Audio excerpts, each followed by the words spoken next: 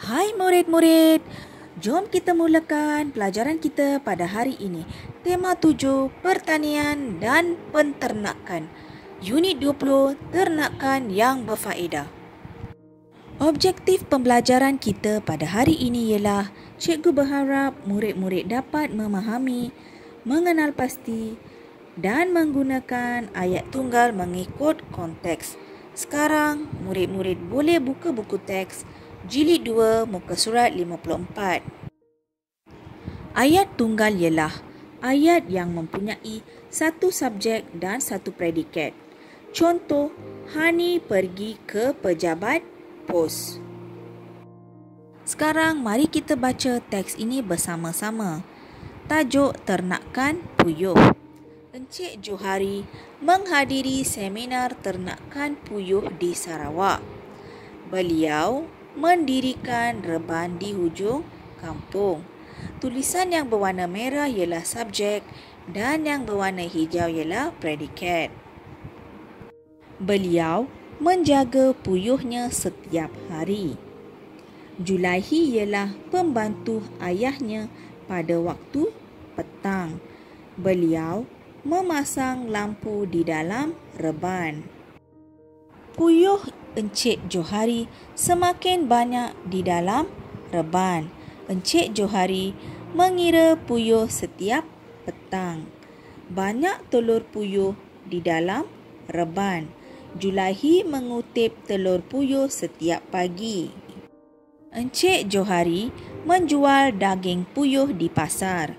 Sekarang murid hendaklah melengkapkan cerita ini dengan ayat tunggal yang betul.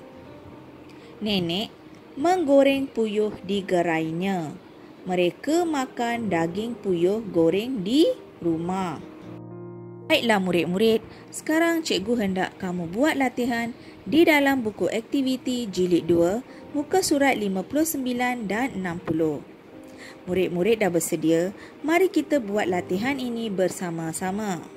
Muka surat 59, arahan bina ayat tunggal berdasarkan gambar, tajuk ternakan kuda.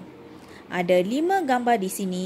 Murid-murid hendaklah membina ayat tunggal bagi setiap gambar. Gambar nombor 1. Ayat tunggal. Encik Basri menanam rumput di kawasan lapang. Nombor 2. Encik Basri memasukkan kuda ke dalam kandang. Ayat tunggal bagi gambar nombor 3. Pada waktu pagi, Encik Basri memikul makanan. Gambar yang keempat, Encik Basri memasukkan makanan ke dalam bekas. Nombor 5, banyak pengunjung melawat ke ladang kuda Encik Basri pada hujung minggu. Muka surat 60, arahan kenal pasti ayat tunggal, kemudian salin. Tajuk ketam nipah. Mari kita baca petikan ini bersama-sama. Imran suka melihat ketam nipah. Imran meminta ayahnya membuat rak daripada besi. Dia dan ayahnya membeli sebuah akuarium fiber. Akuarium itu diletakkan di tempat beratap supaya tidak panas. Seterusnya, Imran membeli beberapa ekor anak ketam nipah untuk dijadikan benih. Kini, dia membela 40 ekor ketam nipah di dalam sebuah akuarium fiber. Setiap hari, Imran akan melihat ketam-ketamnya. Dia sangat tenang apabila melihat ketamnya bergerak.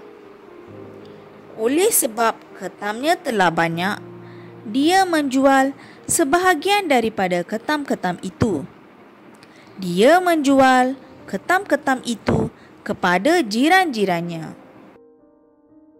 Sekarang murid-murid hendaklah salin ayat tunggal yang terdapat dalam petikan ini. Ayat tunggal yang pertama, Imran suka melihat ketam nipah. Ayat tunggal nombor 2. Imran meminta ayahnya membuat rak daripada besi. Nombor 3. Kini dia membela 40 ekor ketam nipah di dalam sebuah akuarium fiber.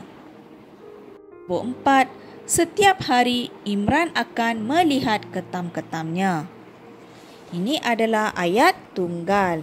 Selamat menjawab, selamat belajar. Terima kasih semua.